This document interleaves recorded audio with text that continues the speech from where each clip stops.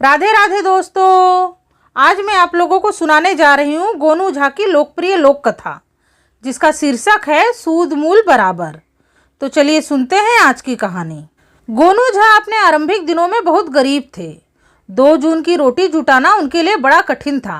ऐसे ही दिनों में उनके घर में ऐसी ज़रूरत आन पड़ी कि जिसे टालना मुश्किल था। गोनू झा को महाजन के पास जाना पड़ा और उससे सूद पर 200 रुपये उधार लेना पड़ा। दिन बीतते गए, चाह कर भी गोनू झा महाजन का पैसा वापस नहीं कर पाए। सूद बढ़ता गया। एक दिन गोनू झा के घर महाजन आ धमका और पैसे वापस करने की जिद करने लगा। गोनू झा उसे टालना चाह रहे थे, मगर महाजन था कि टलने का नाम ही नहीं ले रहा था। महाजन ने गोनू झा से ठेठ लहजे में कहा, पंडित जी, सब्र की भी सीमा होती है।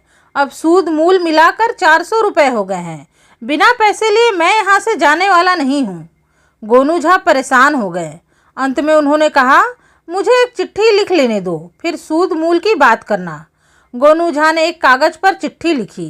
चिट्ठी मोड़कर धोती के फेंट में लपेट ली और फिर महाजन से बोले, सेठ जी, आप नहीं मान रहे हैं तो लीजिए, मैं अपनी यह लीला समाप्त कर रहा हूँ। मैंने यह चिट्ठी महाराज के नाम पर लिखी है। उसमें मैंने साफ साफ लिख दिया है कि मैंने महाजन से सूद पर 200 रुपये लिए थे। महाजन का कहना है कि मुझे सूद समेत 400 रुपये देने हैं और मेरे पास पैसे नहीं हैं।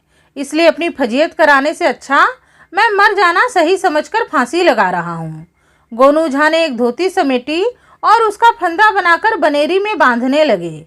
महाजन के हाथों मानो तोते उड़ गए, जैसे उसे काट मार गया। जब गोनू झा ने धोती का फंदा अपने गले में डाला तो महाजन को होश आया और गोनू झा के पांव पकड़कर वह गिड़गिड़ाने लगा, अरे नहीं महाराज नहीं, आप ऐसा काम नहीं करें।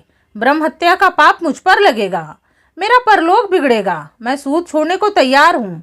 आप मेरा मूल 200 रुपये लौटा दें, मैं खुशी खुशी चला जाऊँगा। लेकिन गोनू झा नहीं माने। उन्होंने कहा, अरे मैं 200 रुपये कहाँ से दूँ? मेरे पास तो एक धेला भी नहीं है। मैं ऐसी ज़िंदगी से तंग आ गया हूँ। मेरे लिए तो मर जाना ही बेहतर है। बेचारा महाजन यह सोचकर डर गया था कि गोनू झा की इस चिट्ठी से उस पर उन्हें आत्महत्या के लिए उकसाने का आरोप लग जाएगा और वह महाराज के कोप का भाजन बन जाएगा। डर से महाजन के प्राण सूख रहे थे। शरीर से ठंडा पसीना रिस रहा था। उसने गोनू झा से कहा, पंडित जी, 2 दिन बाद मेरे बेटे का विवाह है, इसलिए मुझे पैसे की ज़रूरत है, वरना मैं तो आपके दरवाजे पर कभी कदम भी नहीं रखता। चलिए, मैं मूलधन में से 100 रुपये और छोड़ देता हूँ। बाकी पैसे मुझे दे दीजिए, मैं वापस चला जाऊँगा।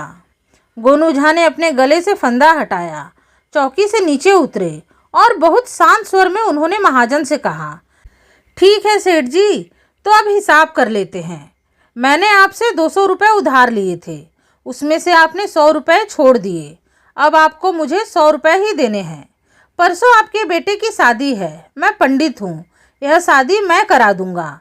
51 रुपये शादी कराने के, 21 रुपये तिलक के, 21 रुपये नवग्रह शांति के और 21 रुपये गांठ बांधने के, यानी कुल मिलाकर 114 रुपये बनते हैं। तो अब आप ये मान लें कि आपने मुझे पंडिताई के लिए 100 रुपये पेशगी के रूप में दे दी है।